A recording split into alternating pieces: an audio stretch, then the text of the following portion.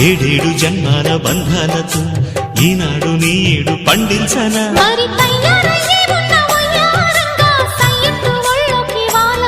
చూసుకొచ్చానమ్మా చూడు ఉత్సాహంగా చిన్నారి వన్నెల్ని ఏలంగా ప్రతిక్షణం